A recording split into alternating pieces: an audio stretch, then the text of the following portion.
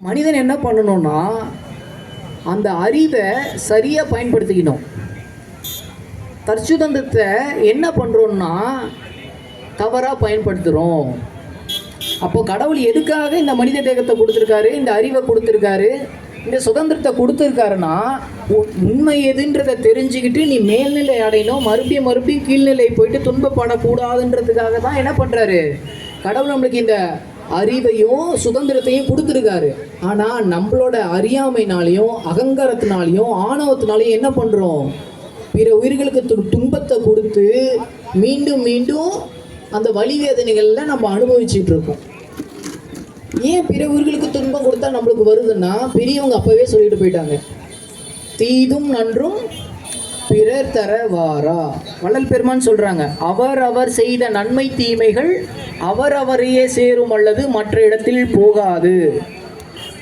ஏன்னா பொதுவாகவே நமக்கு ஒரு எண்ணம் இருக்குது, என்னன்னா எங்கள் தாத்தா பாட்டி பண்ண புண்ணியம் நான் இன்னைக்கு நல்லா இருக்கேன், எங்கள் அம்மா அப்பா பண்ண பாவம் அதனால தான் நான் இப்படி இருக்கேன். ஆனால் உண்மையாகவே நம்ம தாத்தா பாட்டியோ நம்ம இன்றைக்கி அனுபவிக்கிற இன்பத்துக்குமாக இருந்தாலும் சரி துன்பமாக இருந்தாலும் சரி நம்ம தாத்தா பாட்டியோ இல்லை நம்ம அம்மா அப்பாவோ காரணம் கிடையாது. அவரவர் செய்த நன்மை தீமை அவரையே சேரும். ஆனால் ஒரு சில ஜோதிடர்கள் என்ன பண்ணுறாங்கன்னா, இந்த கோயிலுக்கு போய் இந்த தோஷம் நீங்கும், இதை பண்ணி இந்த பரிகாரம் பண்ணி இந்த தோஷம் நீங்கும்.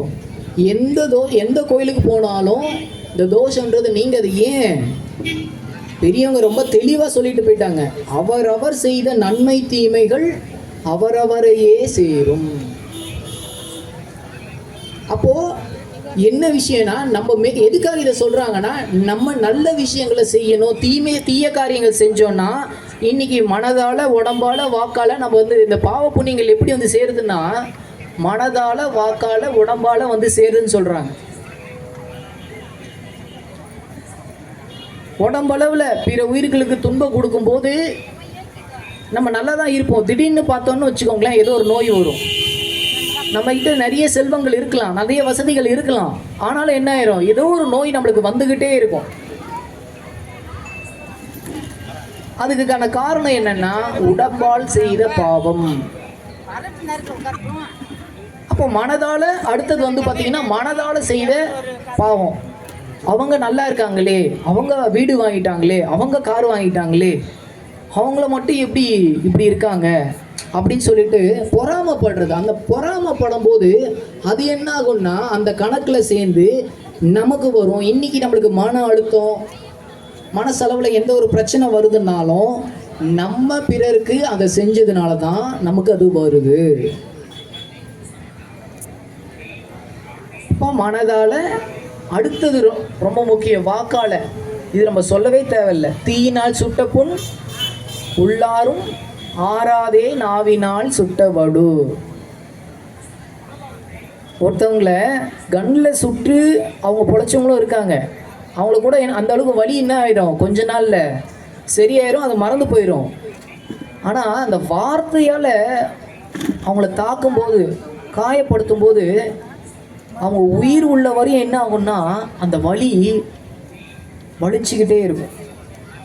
அப்போ அது என்ன ஆகும்னா நம்மளோட கணக்கில் சேர்ந்து நம்ம இப்போ ஒருத்தரை காயப்படுத்தணும் இல்லையா, அது ஒரு காலங்கட்டம் வரும்போது அது ஒருத்தரை கருவியாக பயன்படுத்தி அவங்க மூலியமாக அந்த வலி வேதனை நம்ம அனுபவிப்போம். அப்போ நம்ம என்ன நினைப்போம், நம்ம யாருக்குமே எதுவுமே பண்ணலையே, நமக்கு மட்டும் ஏன் இப்படி நடக்குது அப்படின்ற ஒரு சிந்தனை வரும். ஆனால் அதுக்கு பின்னாடி இருக்க காரணம் என்னன்னா நம்மளுடைய வினை. இந்த வினை எப்படி வருதுன்னா இந்த மனம் வாக்கு காயம். அதனால தான் பெரியவங்க என்ன சொல்றாங்க, புண்ணிய காரியங்கள் செய்யுங்க.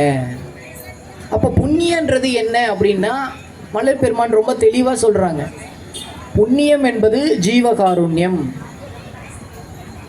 பாவம் என்பது ஜீவகாருண்யம் இன்மை, ஜீவகாருண்யம் இல்லாமையே பாவத்திற்கு காரணம் சொல்கிறாங்க. அப்போது இந்த உடலால் மனதால் வாக்கால் நம்ம புண்ணிய காரியங்கள் எப்படி செய்ய முடியும் அப்படின்னா எந்த ஒரு உயிருக்கும் துன்பம் கொடுக்காமல் இருக்கும்போது தான் இந்த ஜீவகாரணத்தின் மூலிமா நம்ம புண்ணியத்தை சம்பாதிக்க முடியும். அப்படி நம்ம புண்ணியத்தை சம்பாதிக்கும் போது நம்மளுக்கு உடலால், மனதால், வாக்கால் துன்பங்கள் வராது.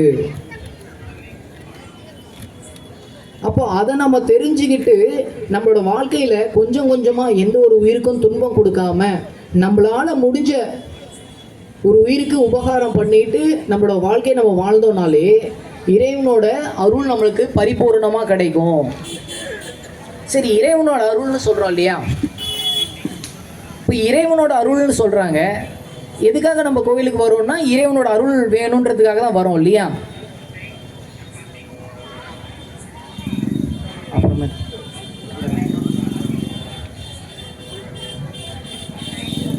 இப்போ நம்ம எதுக்காக கோயிலுக்கு வரோம்? இறைவனோட அருள் கிடைக்கணும்னு வரோம் இல்லையா? சரி, அருள்னு சொல்கிறோம் இல்லையா? ஆனால் அந்த அருள்னா என்னது? என்னைக்கிட்ட நம்ம சிந்திச்சிருக்கோமா? இறைவனோட அருள் இருந்தால் நம்ம நல்லா இருக்கான்னு சொல்கிறோம்ல. ஆனால் அந்த அருள்னா என்னதுன்னு சொல்லிட்டு வள்ளல் பெருமான் அதுக்கு ஒரு விளக்கம் சொல்கிறாங்க. ஜீவகாருண்யம், அதாவது கடவுள் தயவு. அருள் என்பது கடவுள் தயவு, ஜீவகாருண்யம் என்பது ஜீவர்கள் தயவு. சிறு வெளிச்சத்தை கொண்டு பெரு வெளிச்சத்தை பெறுவது போல ஜீவ தயவை கொண்டு கடவுள் தயவை பெறக்கூடும், அல்லது வேற எந்த வழியாலும் பெறக்கூடாதுன்னு சொல்லிட்டாங்க. அப்போ கடவுள் அருள் எதன் மூலியமாக கிடைக்குன்னா மற்ற உயிர்களுக்கு உபகாரம் பண்ணும்போது தான் இறைவனோட பரிபூரண அருள் நம்மளுக்கு கிடைக்கும் அப்படின்றாரு. அப்படி சொல்லிட்டு அடுத்ததான் ஒன்று சொல்கிறாரு பாருங்க. தவம், யோகம், தியானம், பூஜை, விரதம், ஜபம் இதெல்லாம் ஜீவகாருண்யம் இல்லாமல் தவம், யோகம், பூஜை வேற என்ன ஒரு உபாயம் செஞ்சாலுமே ஜீவகாருண்யம் இல்லாமல் செஞ்சால் இதெல்லாம் இறைவன் அருளுக்கு பாத்திரமாகாது. இதெல்லாம் மாயாஜால செய்கைகள்னு சொல்லிட்டார்.